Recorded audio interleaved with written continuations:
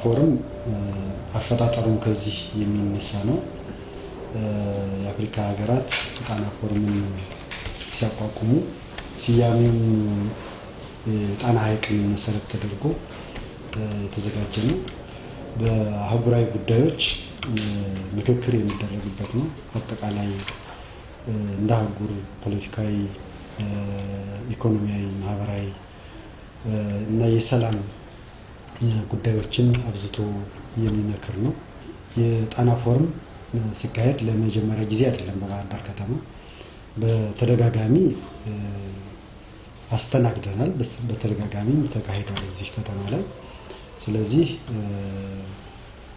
በባህር ዳር ከተማ የጣና ፎረምን ስናካሄድ በልዩ ሁኔታ የምናካሄደው ነው። በተለይ ደግሞ በዚህ ዓመት የጣና ፎረም ባህር ዳር ከተማ ላይ ሲካሄድ እንደ ከተማም እንደ ክልልም አለፍ ብሎም እንደ ሀገር ልዩ ትርጉም ተሰጥቶት የምናካሄድበት የምናደርገው ኮንፈረንስ ነው። እንግዲህ ሁላችንም እንደምናውቀው በ2016 መጀመሪያ ጀምሮ ክልላችን ሰላም እጦት ገጥሞት ቆይቷል። ከዛ በኋላ ባሉት ጊዜያት ግን የሰላም ሁኔታውን ለማስተካከል ጥረቶች ተደርገዋል። በዚህ ጥረትም አዎንታዊ የሰላም ሁኔታ በክልላችንም በከተማችንም የተረጋገጠ መጥቷል ማለት ነው። ነገር ግን አንዳንድ አካሎች አሁንም የኢትዮጵያን ሰላም የማይፈልጉ የተለየ አጀንዳ ያላቸው እና ደግሞ ይህችን ሀገር እንድትተራመስ የሚፈልጉ አካላት አሁንም ሰላም የለም ብለው ነው የሚያነሱት። ነገር ግን ደግሞ ሰላማችን ከጊዜ ጊዜ እየተሻሻለ መጥቶ በተለይ ባህር ዳር ከተማ አሁን ባለው ሁኔታ የተረጋጋ ሰላም ያለባት ከተማ ናት። ከዚህ አኳያ በዚህ ከተማ ይሄ የጣና ፎረም መካሄዱ የመጀመሪያው ነገር ክልላችንም ከተማችንም ሰላም ነው። መላው አፍሪካውያን መሪዎች መጥተው እዚህ ቦታ ስብሰባ እያካሄዱባት ያለች ከተማ ናት። ስለዚህ ይህን መሰረት ተደርጎ አንዱ ሰላም ያላት ከተማ መሆኗን የምናረጋግጥበትና ለዓለም ሕዝብ ሁሉ ባህር ዳር ከተማ ብሎም የአማራ ክልል ያለበት የሰላም ሁኔታ የተሻለ እንደሆነ ማረጋገጫ አድርገን የምንወስደው ነው። በሌላ መልኩ ደግሞ የባህር ዳር የቱሪዝም ከተማ ናት እና የባህር ዳር ከምትታወቅባቸው አንዱ የኮንፈረንስ ቱሪዝም ነው። በመሆኑም አንዱ ደግሞ የከተማችን የቱሪዝም ማዕከልነት የበለጠ ከፍ የሚያደርግ ሆኖ ነው በየጊዜው የሚካሄደው። በዚህ ዓመት የሚካሄደው የባህር ዳር ከተማ የቱሪስት ከተማነቷን የቱሪስት መዳረሻነቷን ከፍ በሚያደርግ አኳኋን ነው ዝግጅት እየተደረገ ያለው ማለት ነው። ዓለም አቀፍ ቱሪስቶች በተለያየ ሚዲያዎች በሚያገኙት መረጃ መሰረት ለተወሰነ ጊዜ ወደ ባህር ዳር የመምጣት ሁኔታቸው የመቀነስ ዝንባሌ ነበረው። የጣና ፎረም እዚህ መካሄድ ግን ለዓለም አቀፍ ቱሪስቱ እና አንዳንድ ሀገሮችም ጭምር ይሄ ከተማ የሰላም ችግር ያለበት ነው፣ ዜጎቻቸው ኤምባሲዎቻቸው ኤምባሲ ሰራተኞቻቸው ወደዚህ እንዳይመጡ ይከለክላሉ። ይህንን ሁሉ ችግር የሚፈታ ብለን እናስባለን። ስለዚህ ኢንተርናሽናል ቱሪስቶች ይመጣሉ።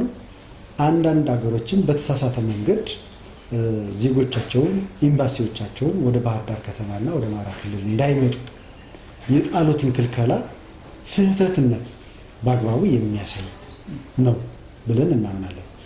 በቀጣይም ባህር ዳር ከተማ የአማራ ክልል መሰል አህጉራዊና ዓለም አቀፋዊ እና ሀገራዊ ትልልቅ እውነቶችን ማካሄድ የሚቻልበት ከተማ እንደሆነም ከዚህ ኮንፈረንስ ከዚህ ውይይት የምናገኘው ትልቅ ፋይዳ ነው ብለን እንወስዳለን። እንግዲህ እኛ አኳያ በቂ ቅድመ ዝግጅት እያደረግን ነው። ያው የአማራ ክልል ሕዝብ የባህር ዳር ከተማ ነዋሪ እንግዳ ተቀባይ ሕዝብ ነው እንደ ኢትዮጵያ ሕዝብ። ከዚያም ከፍ ባለ ደግሞ የአማራን ባህልና እሴት ባከበረ መልኩ በእንግዶቻችን ለመቀበል ዝግጅት አጠናቀናል። አሁን ከተማችን ውበቷም ጽዳቷም መብራቷም የቴሌ ኢንተርኔት ሁሉ ነገር ዝግጁ ናቸው። ሆቴሎቻችን እንግዶች መምጣታቸውን እየተጠባበቁ ነው፣ ዝግጁ ናቸው። የሚመጡት አፍሪካውያን ወንድሞቻችንና ሌሎች ዓለም አቀፍ ተጋባዥ እንግዶች ስለሆኑ ለነሱ በሚመች አኳኋን አጠቃላይ የነሱን የቤት ወደ ቤታቸው የመምጣት ስሜትን በሚያረጋግጥ መልኩ ከተማ አስተዳደሩና የክልሉ መንግስት እንዲሁም የውጭ ጉዳይ ሚኒስቴርና የጣና ፎረም ሴክሬታሪያት በጋራ ሆነን እየሰራን ነው የቆየ ነው።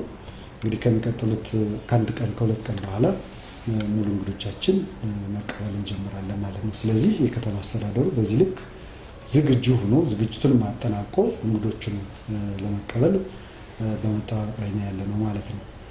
እንግዲህ መላው የከተማችን ነዋሪ እና የክልላችን ህዝብ ይሄ ለአማራ ክልል ህዝብ ትልቅ ትርጉም ያለው ኮንፈረንስ ነው።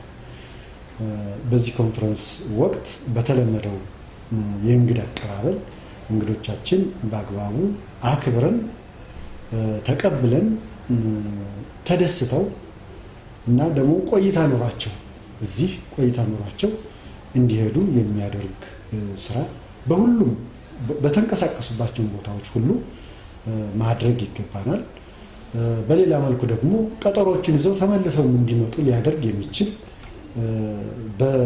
በጋራም በተናጠልም ከምናደርጋቸው ውይይቶችና መግባባቶች በተጨማሪ ደግሞ ማህበረሰቡ እንደዚህ አይነት ነገሮችን ሊያደርግ የሚችል ወደዚህ ወደ መመለስ ተመልሰው ፕሮግራም ይዘው እንደ ሀገር እና የንግድ ድርጅቶቻቸው ኢንቨስተሮቻቸው ወደዚህ ከተማ እንዲመጡ ሊያደርግ የሚችል መስተንግዶና አቀራረብ ከኛ የሚጠበቅ ስለሆነ ከዚህ በፊት እናደርገው እንደነበረው ሁሉ በላቀ ደረጃ መፈጸም ይጠበቅብናል። ስለዚህ እንግዶቻችን ተንከባክበን እንድንሸኝ ለመላው የከተማችን ነዋሪዎች ጥሪ ማስተላለፍ ፈልጋለሁ።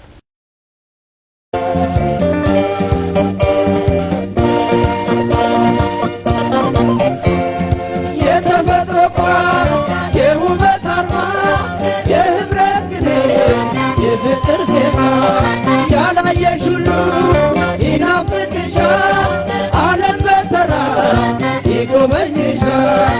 ስላንቺ ውበት ስላንቺ ዝና ይናገር አባት ይመስክር ጣና የዳማቶች ከነቅርሳችን ቃል ታሪክሽ ነጋሪ ናቸው።